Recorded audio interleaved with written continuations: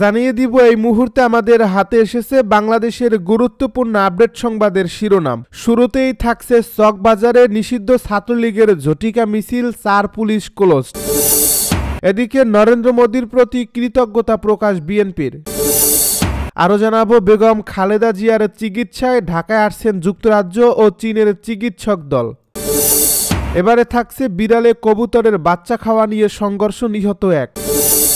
সব শেষে জানিয়ে দিব ভেনেজুয়েলায় যে কোনো সময় হামলা চালাবে যুক্তরাষ্ট্র। এতক্ষণ শুনছিলেন হাতে থাকা আপডেট সংবাদের শিরোনাম, এবারে বিস্তারিত। তবে তার আগে অনুরোধ রইল ভিডিওটিতে একটি লাইক এবং কমেন্ট করে জানিয়ে দিন ভিডিও সম্পর্কে আপনার মূল্যবান মতামত। আরও জানিয়ে দিন ভিডিওটি কোথা থেকে দেখছেন বা কোন জেলা থেকে দেখছেন। চকবাজারে নিষিদ্ধ ছাত্রলীগের ঝটিকা মিছিল, 4 পুলিশ ক্লোজ। নিষিদ্ধ ঘোষিত ছাত্রলীগের একটি দল চট্টগ্রামের চট্টেশ্বরী রোডে ঝটিকা মিছিল ও ককটেল বিস্ফোরণের ঘটনায় পুলিশের 4 সদস্যকে ক্লোজ করা হয়েছে। তাদেরকে পুলিশ লাইন্সে সংযুক্ত করা হয়েছে।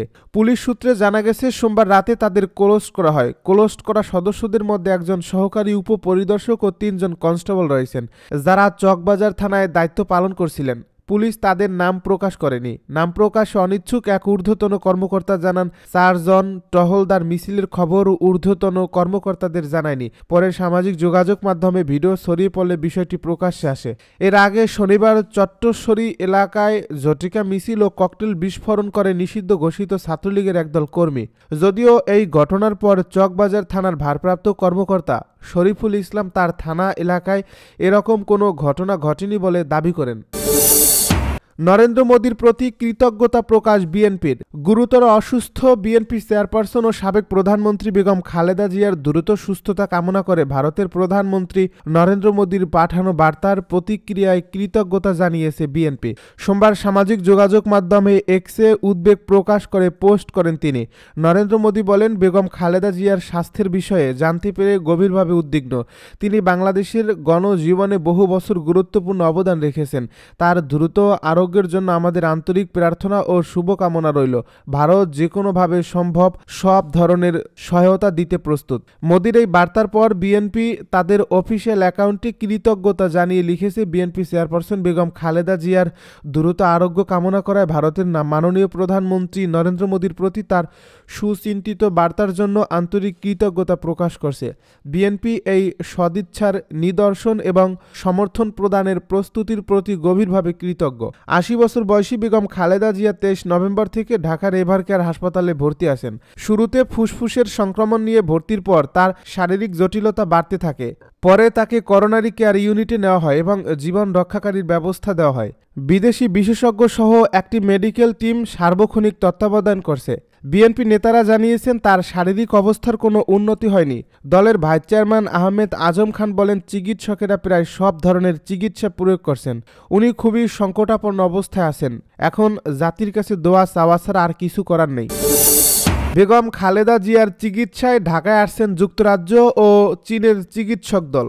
বিএনপি চেয়ারপারসন ও সাবেক প্রধানমন্ত্রী বেগম খালেদা জিয়ার চিকিৎসায় সহযোগিতা করতে যুক্তরাজ্য ও চীন থেকে পৃথক 2টি বিশেষজ্ঞ চিকিৎসক দল ঢাকায় আসছেন বলে জানিয়েছেন দলটির স্থানীয় কমিটির সদস্য ও খালেদা জিয়ার ব্যক্তিগত চিকিৎসক অধ্যাপক ডাক্তার এজেডএম জাহিদ হোসেন। মঙ্গলবার রাতে বিএনপির মিডিয়া সেলের সদস্য সাইরুল কবির খান সাংবাদিকদের একথা জানান। তিনি বলেন, বেগম খালেদা জিয়া বর্তমানে বসুন্ধরা এভারকেয়ার হাসপাতালে চিকিৎসাধীন।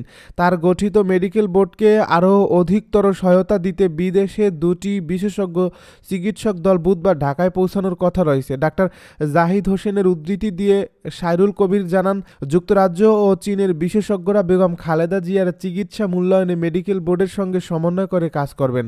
চেয়ারপারসনের পরিবার ও বিএনপির পক্ষ থেকে দেশবাসীর কাছে তার দ্রুত আরোগ্যের জন্য দোয়া কামনা করা হয়েছে। বিড়ালে কবুতরের বাচ্চা খাওয়া নিয়ে সংঘর্ষে নিহত 1। বিড়ালে কবুতরের বাচ্চা খাওয়াকে কেন্দ্র করে নারায়ণগঞ্জের সোনারগাঁওয়ে প্রতিপক্ষের হামলায় 1 জনের নিহতের খবর পাওয়া গেছে। এই ঘটনায় আহত হয়েছেন উভয় পক্ষের অন্তত 4 জন। সোমবার রাতে নাসির উদ্দিন নামে ওই ব্যক্তি স্থানীয় একটি হাসপাতালে চিকিৎসাধীন মৃত্যু হয়। এর আগে রোববার দুপুরের উপজেলার শম্ভুপুরা ইউনিয়নের ভিটিকান্দি গ্রামে এই হামলার ঘটনা ঘটে। আহতদের উদ্ধার করে সোনারগাঁও উপজেলা স্বাস্থ্য কমপ্লেক্সে নিয়ে ভর্তি করা হয়েছে। এই সংঘর্ষের ঘটনায় রোববার রাতে নিহতের ভাই আক্তার হোসেন বাদী হয়ে সোনারগাঁও থানায় একটি অভিযোগ দায়ের করেন। পুলিশ ও স্থানীয় সূত্রে জানা গেছে, শম্ভুপুরা ইউনিয়নের ভিটিকান্দি গ্রামে মোহাম্মদ আক্তার হোসেনের সঙ্গে প্রতিবেশী আসাদুল্লাহর পারিবারিক বিষয় নিয়ে দীর্ঘদিন ধরে প্রতিরোধ চলে আসছিল।